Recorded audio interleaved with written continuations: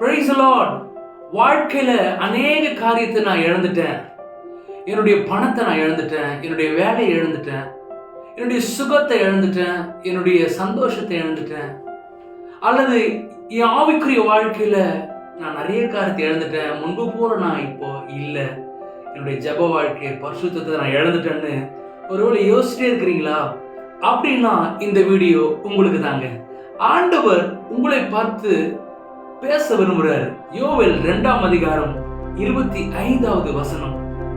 நான் உங்களிடத்தில் அனுப்பின என் பெரிய சேனையாகிய வெட்டுக்கிளிகளும் பச்சை கிளிகளும் முசுக்கட்டை பூச்சிகளும் பச்சை புழுக்களும் பட்சித்த வருஷங்களின் விளைவை நான் உங்களுக்கு திரும்ப அளிப்பேன். எதெல்லாம் உங்களை விட்டு போச்சோ அதையெல்லாம் கர்த்தர் திரும்ப அளிக்க போறாரு. திரும்பன்னா சும்மா சாதாரணமா ஆர்டர் கொடுக்க மாட்டாருங்க. நீங்க எதெல்லாம் இழந்தீங்களோ அதை காட்டிலும் சிறந்ததாய் கர்த்தர் தருவார்.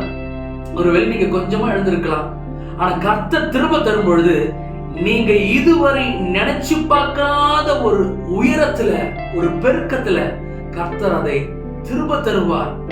ஒருவேளை நீங்க உங்க நாட்களை இழந்திருக்கலாம், வருஷங்களை இழந்திருக்கலாம். ஐயோ, நான் இதெல்லாம் முன்னாடியே செஞ்சிருந்தா, முன்னாடியே நான் இப்படிலாம் நடந்திருந்தா இப்ப நான் நல்லா இருந்திருப்பனே, அதெல்லாம் எனக்கு திரும்ப வருமா, நான் இழந்த நாட்கள்லாம் திரும்ப வருமான்னு நீங்க யோசிச்சீங்கன்னா நிச்சயமா நீங்க இழந்தது எதுவா இருந்தாலும் கர்த்தர் அதை சிறப்பானதாய் தருவார்.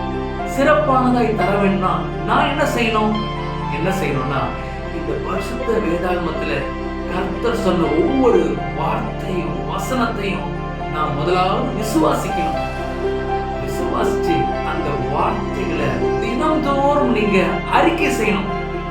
கர்த்தரை வாழ வைப்பாரு, கர்த்தரை பெருக செய்வார், கர்த்தரை பயன்படுத்துவார் என்று திரும்ப திரும்ப திரும்ப திரும்ப ஒவ்வொரு நிமிஷமும் நீங்க கர்த்தருடைய வசனத்தை திரும்ப திரும்ப அறிக்கை செய்யும் பொழுது நிச்சயமா நீங்க இழந்ததை காட்டிலும் சிறப்பானதை கர்த்தர் உங்களுக்கு தருவார்.